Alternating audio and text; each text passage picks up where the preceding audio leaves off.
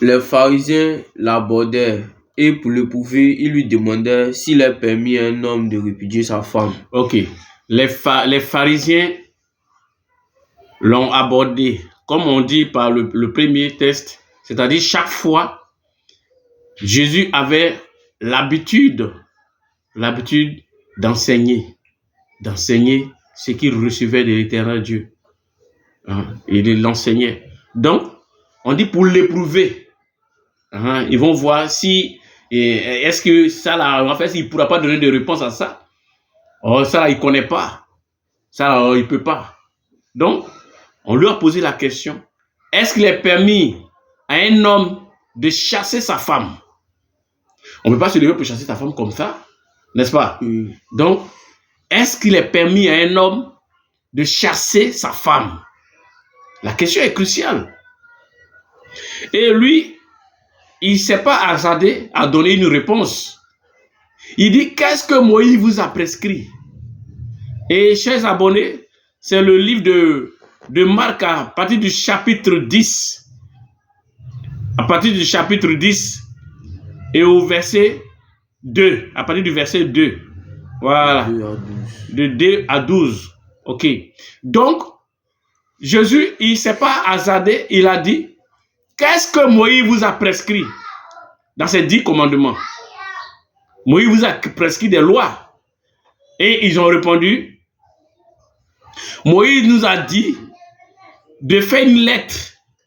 C'est-à-dire que si la femme a fauté, si je vais la renvoyer, si je ne l'aime plus, je fais une lettre.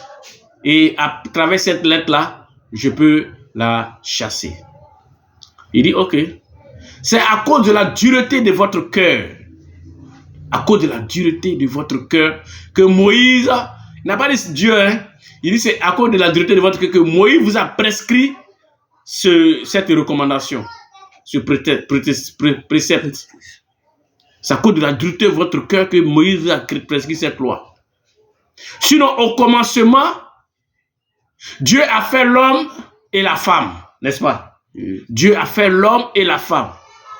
Et donc, si l'homme et la femme sont unis, sont deux, mais pourquoi ils vont se séparer? Pourquoi ils vont se séparer? Il n'y a pas un prétexte qui tient. Il n'y a pas de prétexte qui tient. Tu es avec ta femme. Mais comment tu vas savoir que cette femme-là est ta femme? Comment tu vas savoir que cette femme-là, c'est Dieu qui l'a mis auprès de toi? Donc, c'est pourquoi on parle du sacrement du mariage. Donc, à partir du moment où vous êtes unis à l'église, hein, on vous a béni, ça veut dire que la main de Dieu est sur vous. Et vous avez des enfants, donc la main de Dieu est avec vous. Donc, il va encore plus loin. Et donc, que personne ne sait pas ce que Dieu a joint, ce que Dieu a uni. Que personne ne sait pas que ce que Dieu a uni. Ça veut dire, ça c'est un avertissement. Il nous garant pour dire que, quels que soient tes vices, quelles que soient tes raisons, quels que soient tes vices, quelles que soient tes raisons, tu ne dois pas te séparer de ce que Dieu a uni. Vous savez, quand il y a des situations, l'homme prend toujours position de ce qui lui l'arrange. L'homme prend toujours position de ce que lui l'arrange. Il ne cherche pas à prendre position. Comment se fait-il que ceci est arrivé? Par exemple, je prends un cas simple où ta femme t'a été infidèle. Elle a été fidèle avec toi jusqu'à... Il y a eu un moment où cette femme t'a été infidèle. Et tu lui demandes et elle avoue. Et c'est une raison de plus de la répudier, de la chasser. Mais pourquoi?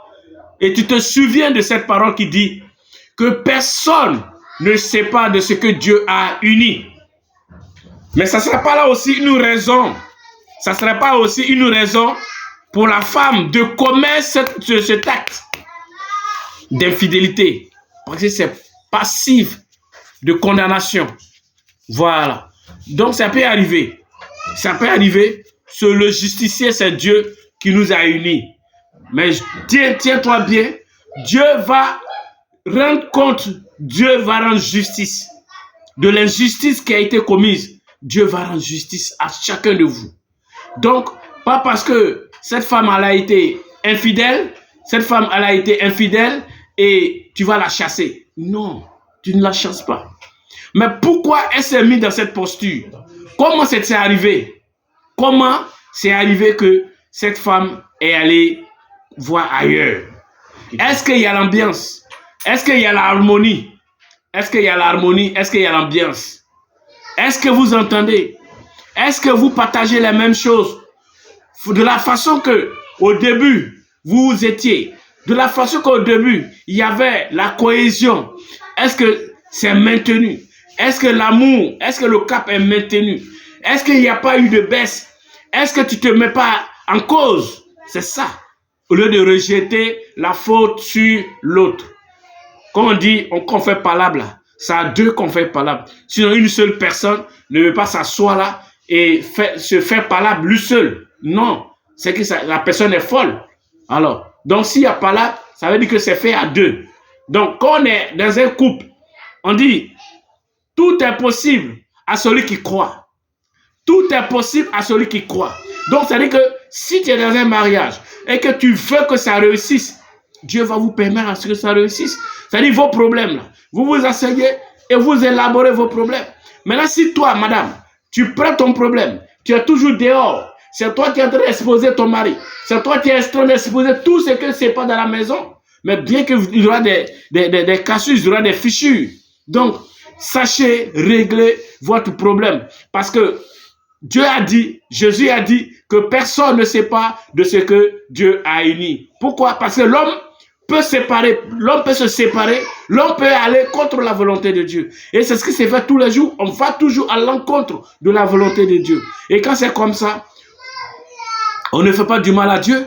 Nous ne sommes pas en train de faire, parce qu'on a tendance à croire que nous sommes en train de faire du mal à Dieu. Nous ne sommes pas en train de faire du mal à Dieu, mais nous faisons du mal à nous-mêmes.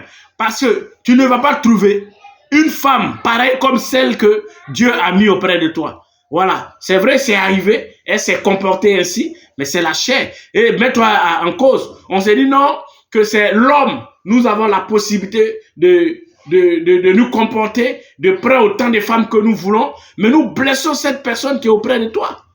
Tu blesses la personne. Tu te dis que tu peux te livrer. Non, c'est vrai, mais par mesure de précaution, tu n'as pas assez de moyens. Tu ne peux pas te livrer à ces gens de pratiques. Donc la femme que Dieu t'a mise auprès de toi, mais concentre-toi sur elle. Concentre-toi pour que vous deux, vous faites route ensemble pour la gloire de Dieu. Voilà. Si tu es pasteur, tu ne peux pas être toi seul en train de faire l'œuvre de Dieu et madame est quelque part là-bas. Non, ça ne marche pas. Ça ne marche pas. Il y a quelqu'un qui m'a demandé, la dernière fois, une dame qui m'a demandé, qui me pose la question comme ça, savoir comment gérer un amour à distance. Mais c'est écrit ici que l'homme quittera son père et sa mère et s'attachera à sa femme. Ils n'ont pas dit l'homme va rester chez sa famille et la femme va rester chez sa famille et ils vont gérer ça à distance. Ça veut dire que ça ne marche pas. Il n'y a pas de vérité dedans. Donc, dans un couple, il faut qu'il y ait la vérité. Dans un couple, il faut qu'il y ait la sincérité. Que chacun dise la vérité à l'autre. Voilà, il suffit pas seulement de cacher. Et quand tu caches, et quand ça va se savoir, il va y avoir des déchirures. Alors que quand il va y avoir des déchirures, chacun va truffer le malin plaisir de se séparer de ce que Dieu a uni. Arrivé un moment, si vous devez vous séparer, Dieu lui-même, il va se révéler, il va te parler, il va te dire, mon fils, tu as fait ce que tu pouvais, sépare-toi d'elle. Je te le dis parce qu'il l'a fait. Je dis, Dieu peut te dire, sépare-toi d'elle. C'est la séparation, un moment, mais il ne va pas te permettre d'aller prendre une autre femme, c'est pas possible. Il ne va pas te permettre de donner ton cœur à une autre, mais c'est juste amener à celle-là de comprendre que vous êtes unis pour la vie, vous êtes unis pour l'éternité. Voilà, c'est ça. Donc, j'appelle quelqu'un aujourd'hui à se responsabiliser, à mettre de l'ordre dans sa famille, à mettre de l'ordre dans son foyer, à mettre de l'ordre dans son couple pour la gloire de Dieu. Vraiment, c'est ces mots-là que vraiment je vais dire merci à quelqu'un, que la grâce de Dieu te localise, que la volonté de Dieu se fasse dans votre couple et qu'il y ait l'entente, l'harmonie et que vraiment vos enfants puissent en bénéficier parce qu'une famille qui est déchirée, c'est des enfants qui veulent prendre les pots cassés. Que Dieu vous bénisse dans vos entreprises, dans votre mariage, que Dieu bénisse quelqu'un, que Dieu bénisse ce jour 2004.